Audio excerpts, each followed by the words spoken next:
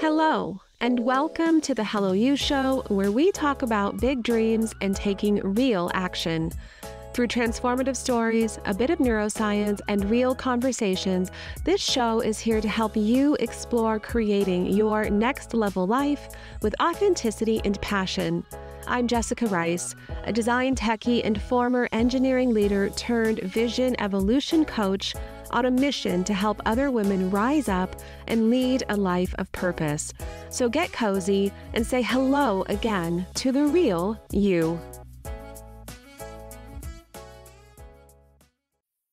Hello, welcome back to the Hello You Show. My name is Jessica Rice, and I am your host for today's show. And we are joined by a very special guest, Paige Frisone, who is a subconscious health practitioner, professional writer, author, yin yoga instructor, and international award-winning impact speaker.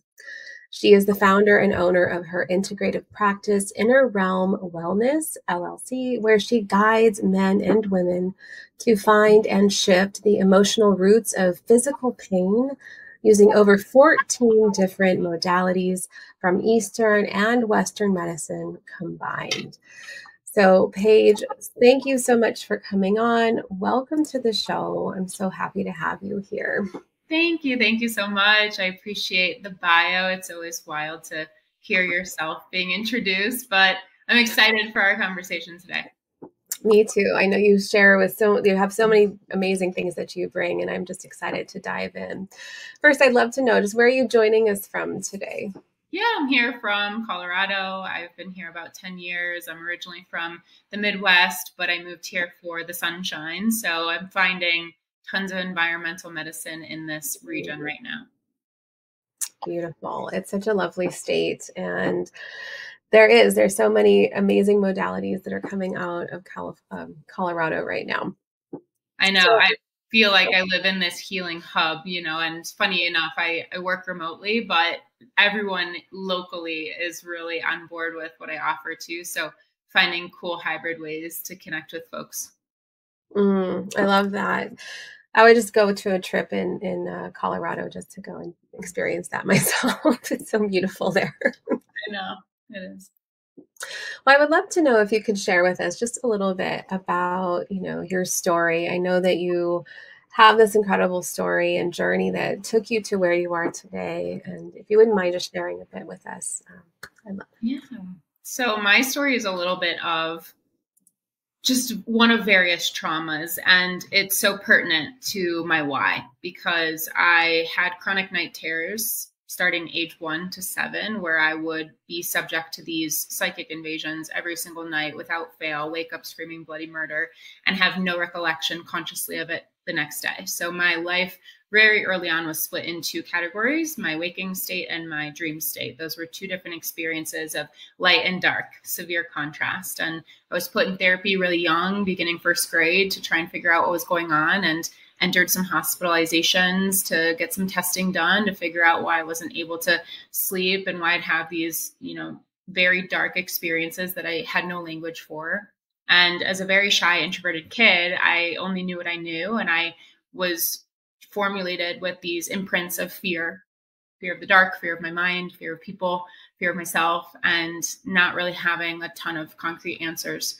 So at the same time, I was bullied in school and elementary school and not able to find safety really inside myself or outside myself, which continued imprinting more of these perceptions into my life. And it eventually developed into dis-ease in the form of anxiety, depression, suicidality, self-harming behaviors, and eating disorder, you name it. I really just ran the gamut of very desperate, maladaptive ways to survive. And I was immersed in the Western and therapy treatment systems to figure out how to mitigate these behaviors. And it was really to no avail. I was a very smart kid. I'm still very smart. I think we're all incredibly smart for the ways that we choose to survive and the ways that we don't choose to survive. And I found after more than a decade spent in treatment that nobody was really addressing the root. Nobody was asking questions to locate why these things were originating in the first place, because I was convinced it was a me problem. It was my fault, and of course, all of our diseases and disorders are manifestations of us, and we are the common denominators of our life, but these things also come from somewhere else. And so I became my own medical experiment in a way. I was diagnosed and misdiagnosed with many things multiple times, and on very ineffective amounts of prescription medication. And, I discovered subconscious healing because I learned that the subconscious is 95% of our brain, and we can't access it through our conscious, logical mind. And in the Western and treatment center worlds, I found that people were addressing only what was visible versus what was invisible. And so after many a rock bottom and finding a lot of darkness, I had to pick myself up by the bootstraps and figure out some other more integrative and alternative ways to locate my answers, which eventually I did. So very grateful to be here. I mean, it's a whirlwind every time I name it, but that's just a snapshot of what's brought me here. Mm-hmm.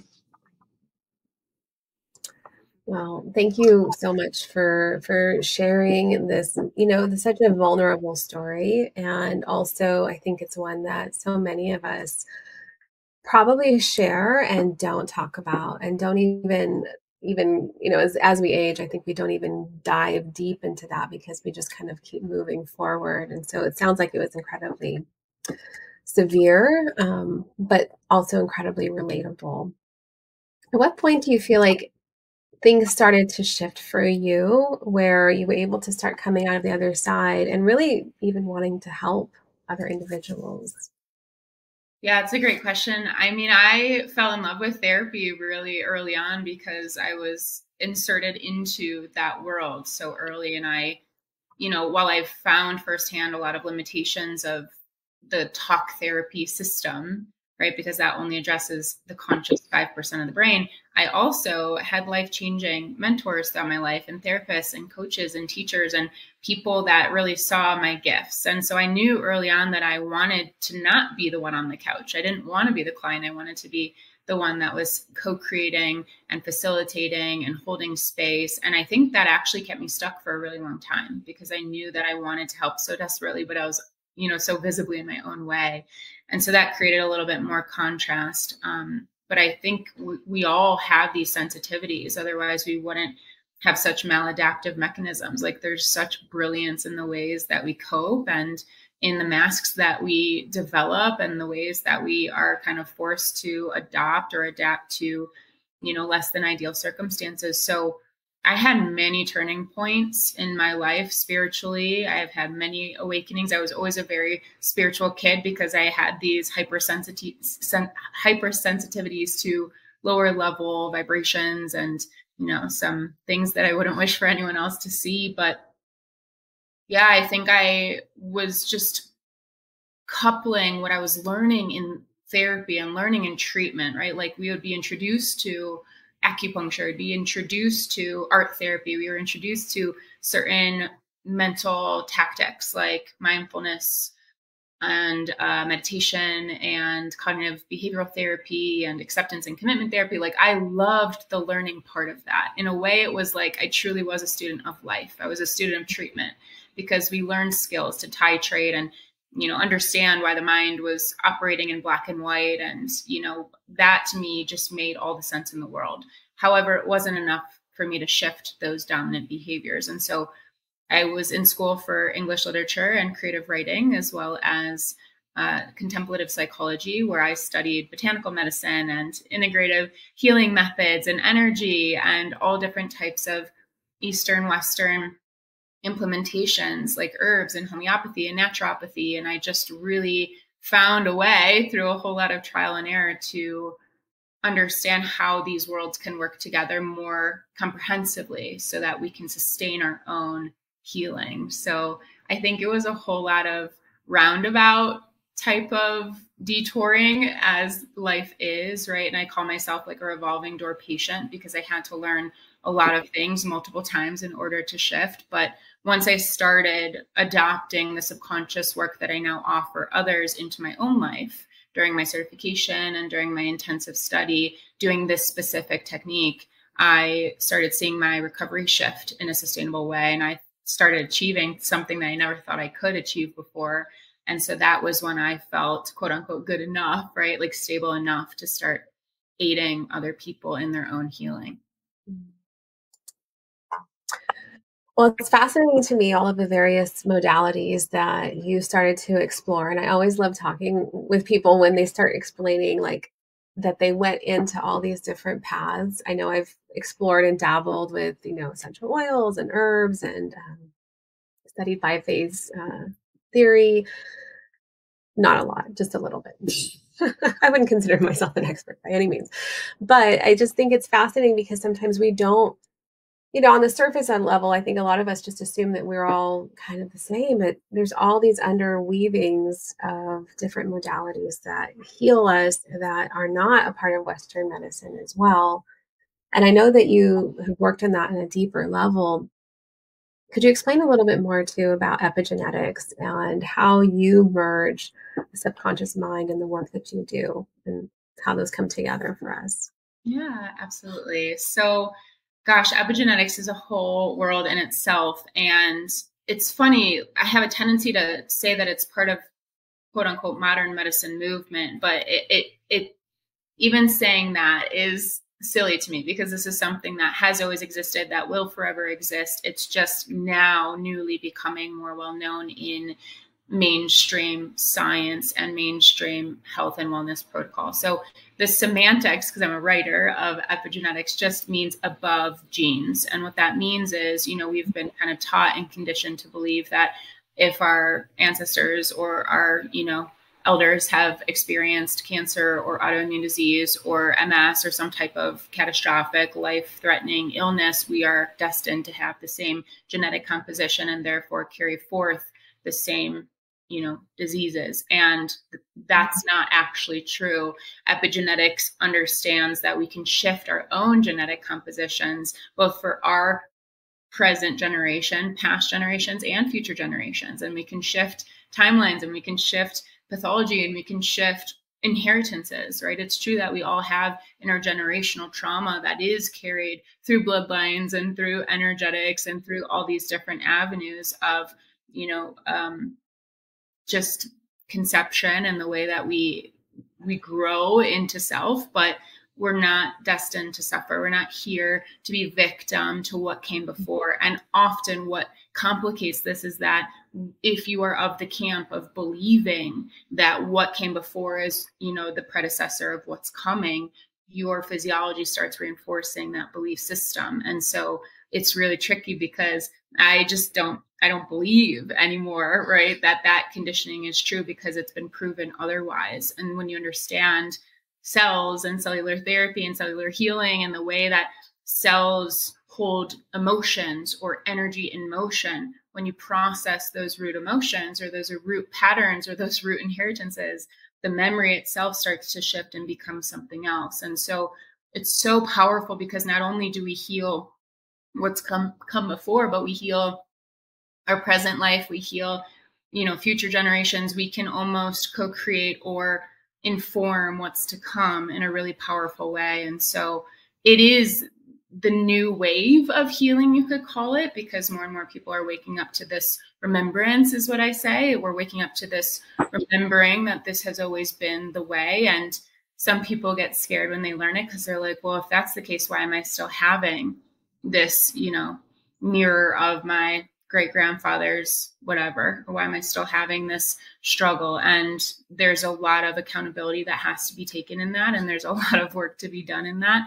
But when we understand that at the root of every single physical symptom is an unprocessed emotional pattern, we shift that emotional pattern at the cell and then there's no replication of it. So epigenetics is a beautiful way to harmonize whatever that original imprint was of trauma, whether it comes from this life or past life or generational inheritance or all the above. We can locate those specific memories, we can upgrade those emotional stagnancies, and then the cells start vibrating differently. Mm. So fascinating because it's like, I know in my studies of neuroscience, we talk about reshaping the way that our memories are so that we can rewrite those emotional traumas that we may have experienced when we were younger. And so what I'm hearing here is this incredible amount of freedom in the way that we start to express ourselves and how our cells are working together. So I think that's particularly fascinating because I've had my own health challenges when I was younger. I had IBS, and oftentimes they were asking, did I have any family members who had a history of this. And to my knowledge, I didn't, but I also wouldn't have known because my mother's parents were killed when she was 10, and my father he adopted me. So I had no idea anyways. But I think even beyond that, now that I have a son, this idea of not passing along this kind of burden that I experienced is incredibly empowering and hopeful for me, even. Yeah, and I appreciate you naming that, because especially with your history and, like, I never met either of my grandfathers, and I'm very curious about that as it pertains to certain masculine energy in my life, or lack of masculine energy, or relationship to masculine energy, right? Like, there's certain threads and themes that every single person in our bloodline or adoptive bloodline, whatever, chosen family and blood family, do to us. The nature and the nurture conversation, both of them matter. And so when we don't have all those answers, and we don't ever really 100% have all the details of what's come before, it's really helpful to have this subconscious wisdom, because we all have it. We all have access to the invisible. We all have access to archived DNA, right? These emotional imprints that have just been rooted in us out of survival and protection. And so when we go into like a full subconscious journey, we'll locate not just the memory, not just the time where you were, but we'll locate the emotional environment you were in. We'll locate certain generational patterns. And even if you knew your parents didn't know your parents, knew your grandparents didn't know your grandparents, your body and its remembrance, because consciousness is infinite and we've had infinite lives in certain aspects, your body starts to remember, and it starts to have somatic resonance. It starts to have resistance or allowance or certain reactions or certain, registrations. And it's that wisdom that actually co-creates the healing that's infinite and always available for you. So I love that you shared that, because it's not uncommon to have people come in and, not have all the answers. I had somebody call me once and say, I want to find out what I don't know that I don't know about myself. Right. And in society, we're so conditioned to kind of believe that that healing is an act of intellectual prowess, and it's not. You can't think your way into sustainable change. You can't talk yourself out of feelings. You can try, but it's not going to sustain itself, right? So this is just a lot deeper, so we can pick out the weed and then it doesn't grow back, Mm-hmm. Well, and I love what you're saying too, in the sense that I think that oftentimes we do feel like our fate is already defined. And therefore, if someone already had cancer before us, or some other, emotional distress or body things that happen in our bodies, that we are destined to have the same thing. And so it can feel very defeating to have that walking around. So I know, because I have on my husband's side of the family, we have an autoimmune disorder too that is kind of rampant. And I know when I was pregnant that was a big struggle for me too, is thinking about how this then would play out with my child. So where do you feel that, people can even start, like, I'm hearing that you're kind of accessing repressed memories. How do you even broach this topic with clients and create these breakthroughs? Yeah. So I think some people get really scared at the thought of repressed memories, right? But the truth is, we all have repressed memories. We all have precognition from conception to usually age 3, 4, even up to age 7 developmentally. The brain is not fully formed. And so we are subject to have information, trillions of bits of information imprinted into us that maybe we don't feel consciously in control over. And so I think that spirals collectively into this victim mindset, which makes total sense, because we've all had certain perceptions of unsafety. We've had experiences that maybe, we wouldn't have otherwise chosen on a conscious level. And so that creates discordance in the system. And it's important to understand that we have millions and millions of memories that are unprocessed. We don't just know what we know. There's so much that we don't know that we don't know. And so on a cellular level, we process information through the senses, through eyes, ears, nose, mouth, and sense of touch. And we're constantly processing. So we can get triggered every few seconds without even knowing it. And all it takes to be triggered, we don't even have to have a full-blown trauma response to know that we're triggered. under the surface, subconsciously, we might just all of a sudden like get a weird pain in the head, or we might get, like just a nostalgic feeling, right? We might hear a song, or we might taste something, and we're taken to a weird energy without knowing what it is. But we can locate exactly those original imprints, and I think that that matters. It can feel like, you don't have to know why you're triggered in order to shift something, but it helps to go there and start creating these threads, which again, your inner guidance will be able to register as true for you. And so that feels important first and foremost, is to normalize that we all have repressed memories. And I'll just share that 5 years ago, as a result of doing a lot of my consistent subconscious healing with myself, and talk therapy and some other methods that I have incorporated into my life, I reclaimed 2 decades of repressed memories that I did not know I had. I never had an ability to tell my childhood chronologically. Like, everything was fragmented. I did not know really what had happened to me, and I constantly had professional people asking if there was more to the story, and me feeling less than, not being able to please them, or wanting to give them a better answer than I could. But I finally discovered my why. I discovered what the missing piece of my puzzle was, because I'd spent every moment of every day trying to figure out, quote unquote, what was wrong with me, or why I was broken, or why I couldn't just be happy, right? Because we want it to be that easy. We want to just think our way into wellness. And I really tried. So, I think it's important to say that we are not re-traumatizing, right? We're not going back into anything that the system can't handle, because the subconscious is going to reveal whatever it's ready to shift. And so it matters to create like inner resourcing, and to understand that we're going to titrate. Titration is a huge skill for emotional regulation, because we're not going to go from 0 to 60. We're not going to swing on ends of the pendulum and make the system feel out of control. We're really going to use the wisdom within as that guide every step of the way. So if we're going to hit a trigger, because the system that I offer is designed to trigger so that we can deactivate those triggers, because we get triggered all the time, again, without knowing it. Mm-hmm. So if we say a thought, or if we have a certain emotion that comes up, it's going to trigger, because we're constantly processing that information. And so instead of just overriding the trigger like we usually do in society, or just hustling to get through it, or suppressing or pushing it away, we really slow down, uncouple what the trigger was, and we move through it somatically and kinesthetically, so that it's not showing up that same way anymore. That's how we rewire a little bit of the system with your own resourcing. And then we're just kind of stepping 1 foot in, stepping 1 foot out, stepping 1 foot in, stepping 1 foot out. And because it's subconscious, and because we don't always know what's going to come up, it matters that that conscious mind, even though it's only 5%, is still consenting to being part of this experience. And so the conscious mind might be like, why are we going there? Or, what's that about? Or what does that mean? And it might want to try and make meaning and do the analysis thing.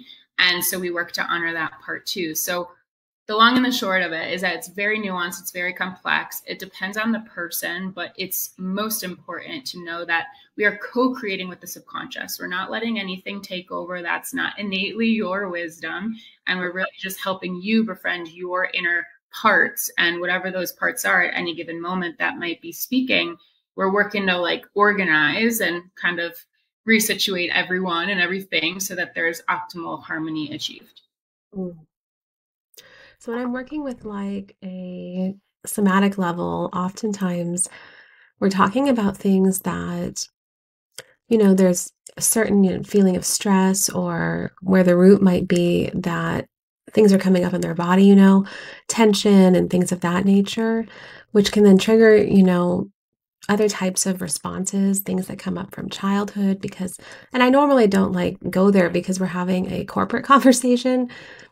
But I think it's really fascinating that you're talking about this, because I think there is an underlying fear that people have, which is, I don't want to go there. I don't want to bring up something that's going to potentially trigger me and send me off, kind of off the rails, so to speak. And it's just kind of ignore it. How do you feel like you can manifest then us by ignoring these types of things in our lives, potentially like monthly? Yeah. Yeah, I mean, I have so much compassion hearing you ask this question because, of course, we would want to push away things that don't feel good, right? Like, of course, we would want to avoid things that feel unpleasant. And at the same time, like, this is the invisible wound. And the impact of the invisible wound, we all have them, is life threatening. Like, it is, because it's going to show up time and time again if you don't turn right to that thing, right? If you don't just face the thing, like, it's going to keep showing up. And I've seen it show up through addiction most commonly. I've seen it show up through cancer as a last ditch effort of the body to rid itself of these patterns. I've seen it show up as autoimmune and as MS, and I've seen it show up as perfectionism and people pleasing and hypervigilance. And, it just kind of feels like trying to stuff down the pressure of a fire hydrant that's just exploding, and you're band-aiding like the root, and it's not sustainable. And so, I lost many years of my life to trying to do the same thing. And, an eating disorder is an amazing example of a very complex and constructed system and set of rules in order to like control what was going on inside myself, and, to control thoughts and control feelings and control behaviors and control relationships and control, numbers and calories and everything in my entire world that felt out of control. And while we perceive that, at the time, while I was perceiving it was about the food and about body, and to some extent it's not just about that. It was about the greater program that was applying to all their parts of my life that was really protecting me from a greater sense of feeling completely out of control. And so if I could have known then what I know now, and if I could have healed that root in a different way, not that the ways that I sought out weren't helpful at the time, of course they were, and I'm grateful for that. But it's like, we can't know what we don't know. And this is the time for people to really take hold of their emotional wellness, because it's often the blind spot in healing. It's often the last place people will go. I have people come into my practice and they're like, gosh, I've tried everything, and shoot, I have to now process the things that I know I don't want to process that are at the root of this. And I had somebody come in 29 years young with endometrial cancer, and she's like, I know it's trauma. I've never dealt with my childhood. I've never dealt with what happened. I never dealt with my family, never dealt with my parents. Like, here we are, and so I don't want for people to get to that point. I just don't want, it doesn't have to be this way. It doesn't have to be, okay, I've hit rock bottom and now I got to act. It's like, we can be preventative. We can be maintenance based in healing. Like, emotions can be treated like a monthly massage. Like, you just got to get some tune-ups, and I really want to help people find sustainable solutions for self-healing, because emotions don't go away. They don't. They're like snakes. They're chameleonic in nature. They show up in different forms. And if they're perpetuated long enough, they're going to become behavior. It's not just a feeling. It's a feeling that's chronic. And now that chronic feeling is maladaptive behavior. And so the conflict is that when you practice, whether you're choosing it or not, self-avoidance, neglect, self-abandonment, those energies make it harder when you're going to heal and you're trying to say, okay, I'm going to do better now. The parts of you that have been so suppressed are like, I don't trust you. I don't trust that you're going to be there for me now that you've really hurt me, that you've loathed me, that you've tried to control me or shame me.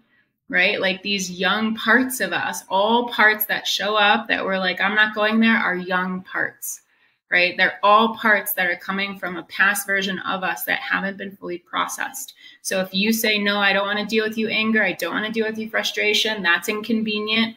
Okay. But you're also saying no to all the young parts of you that likely were also said no to from parents or, the environment that you were in. So you're just recreating or perpetuating that pattern. So there's short-term impacts, there's long-term impacts, but overall it's going to show up in health in one way, shape, or form. And I don't want that for people. Well, I love that you're speaking my language with the saboteurs that come up for us. And, it's interesting with the neuroscience too, where I heard something where, those emotions that we experience, especially when I think we're young and we're trying to grapple with this fracture of understanding, our mind, is trying to close the loop on what the break is. And so our mind, it's this way of closing the loop is it becomes us. We blame ourselves because then it logically could potentially make sense. And then we carry these narratives around with us. And then those impact us within our adult lives, our work lives, how we show up. And we're talking about these triggers. I see that, it happened with myself. And then I see the clients too, who, for one reason or another, their experience is these deep rooted and it's impacting their performance as well, right?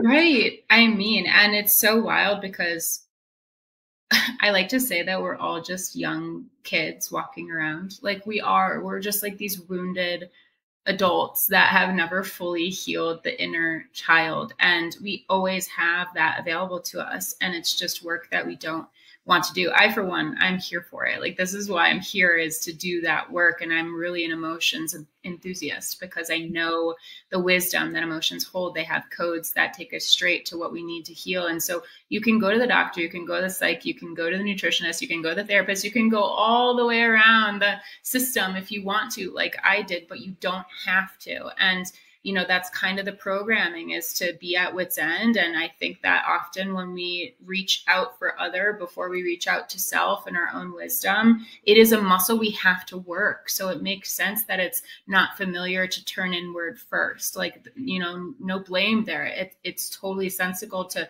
do what's asked of you or do what's expected of you. And we want to have answers, and we think that other people have the answers for us that only we can have. And so this is a greater conversation around dependency that we're all subconsciously creating to think that somebody else can figure it out for us. And so that's why in my practice, it's really about client empowerment. It's really about your innate wisdom. And I think people are a little bit jarred about what that even means at first. And we develop relationships with all these inner parts in the inner system in a way that helps them, become acclimated, maybe for the first time, with everything that they have been consciously or subconsciously avoiding. And so when it comes to corporate too, it's so interesting because we're kind of conditioned to believe that our personal life and work life are separate, and they're not. Like, we show up 100%, all of us, all the time, whatever environment we're in, it's going to bring up the subconscious wounds. And so if you have a trigger at work, or you're a high performer, like I was a 4.0 GPA, super vigilant student, and it was all trauma. It's like the numbers didn't matter and the A's didn't matter because it was a worth wound between me and me at the end of the day. And if you had told me that earning straight A's was a trauma response, I would have looked at you like you were crazy. But these things aren't separate, and we have to stop treating them separately, because we want to be able to be our most authentic. And we're not only going to do that in the healing world. Like, the healing world is just a budding environment for you to apply that everywhere. But unless and until we can bring all parts of ourselves everywhere, with discernment, I think we have a lot of work to do.